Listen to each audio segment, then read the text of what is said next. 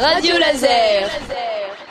Bonjour à tous et bienvenue sur les ondes de Radio Laser. Je me présente, Jonathan, et avec moi aujourd'hui une équipe de folie arrivée tout droit de l'INSA de Rennes. J'ai nommé Nicolas. Bonjour. Lucie. Oui. Et Charlène. Salut. Vous devez vous demander ce qu'une bande d'étudiants dans notre genre vient faire à l'antenne d'une radio. Eh bien, on vient simplement vous aider à digérer votre déjeuner avec un programme détonnant.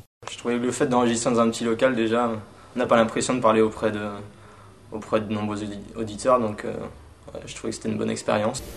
Après tout ce que vous venez d'entendre, alors à votre avis, votre maison ressemblera plutôt à une bouillie bétonnée ou à une harmonie boisée? On vous laisse 3 minutes pour méditer sur la question, le temps d'écouter Le pouvoir d'achat de la chanson du dimanche. N'ayez pas peur, on se retrouve juste après pour connaître les dessous du combat qui oppose les grandes surfaces aux petits producteurs. Moi j'ai trouvé ça cool, c'est sympa la radio, faire ça en projet à plusieurs, puis c'est original et ça permet de bien se tester en direct par exemple à la radio comme on vient de le faire. D'une durée d'1h30, Food Corporation est sorti en France il y a à peine une semaine. À l'heure actuelle où on parle de plus en plus d'agriculture et de produits biologiques, Robert Kenner dénonce au travers de ce documentaire le fonctionnement et les méthodes de l'industrie agroalimentaire états-unienne.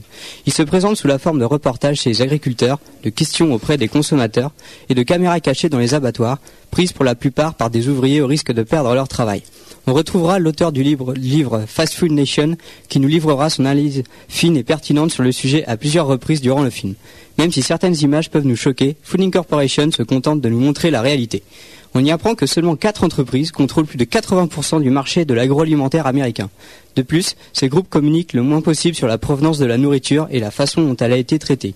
On y apprend aussi que les conditions d'élevage des animaux sont aussi indignes que les conditions de travail des ouvriers dans les chaînes de production. Par exemple, la plupart des poulets sont élevés en 50 jours au lieu de 80 jours dans les années 70 et sont gavés pour être plus gros et ainsi augmenter le rendement. Bien souvent, ce sont des immigrés clandestins venus du Mexique qui sont embauchés car personne ne veut y travailler. Très bien accueilli par la critique à sa sortie aux États-Unis, Food Corporation est devenu une référence en la matière. Se dotant d'une bonne réalisation et d'une analyse mûrement réfléchie, Food Corporation a nécessité 3 ans de réalisation.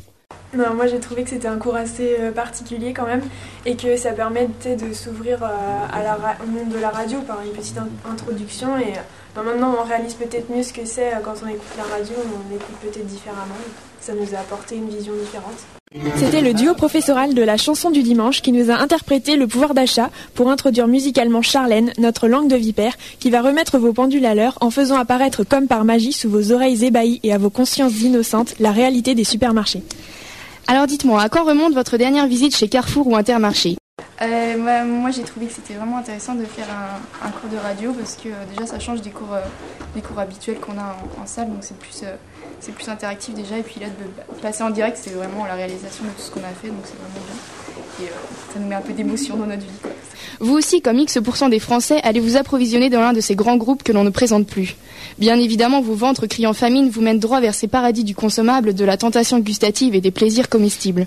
Quoi de plus attrayant, me direz-vous, que de parcourir les quelques centaines, sinon milliers de mètres carrés de ce que le commun appelle grande surface, et ce, à juste titre, à la recherche d'un malheureux tube de dentifrice goût papaye tropical. Oh, joie de déambuler parmi les fruits et légumes frais de longue date, le long d'immenses gratte-plafonds communément appelés rayons. Bonheur sans nom que de voir enfin le bout de ce tumultueux périple, avant de se rendre compte que vous avez oublié d'acheter la dernière merveille chocolatée signée Lindt, qui justifiera d'ailleurs l'achat précédent de dentifrice qui, ne l'oublions pas, combat les caries avec 15 fois plus d'efficacité que tous les autres réunis. Sur ce, courez vite chez votre Supra, Hypra, Gigamarché le plus proche, car aujourd'hui et uniquement aujourd'hui, profitez entre 15h03 et 15h19 d'une offre incroyable. Pour 4 bouteilles d'huile de pépins de raisin d'Afrique du Nord achetées, la 5e est au 16e du prix. Vous avez bien entendu au 16e du prix. Encore un combat gagné par votre supermarché qui lutte contre vous pour une vie toujours plus chère. Sur ce, les voix de mes coéquipiers se joignent à la mienne pour remercier Radio Laser de nous avoir accueillis dans ses studios. Et maintenant, place à la suite et bon après-midi. Salut à tous. Salut à tous. Salut, bonne journée. Radio Laser.